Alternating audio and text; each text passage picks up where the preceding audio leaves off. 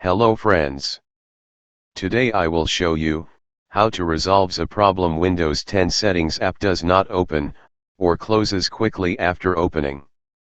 This issue is most common for users who have upgraded to Windows 10 from an earlier Windows operating system.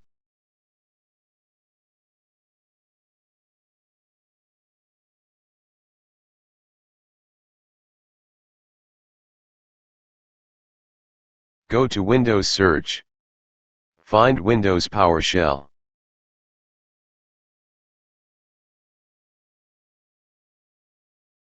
Right-click on PowerShell, select Run as Administrator. User Account Control pop-up window, select Yes.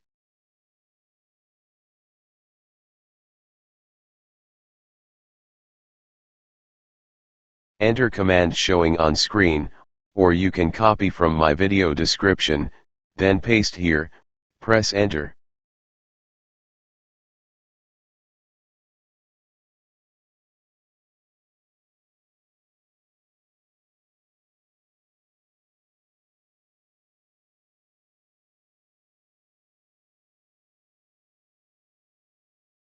Close the window after the process is complete.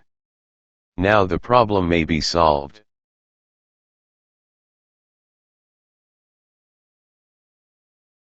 Thanks for watching my videos.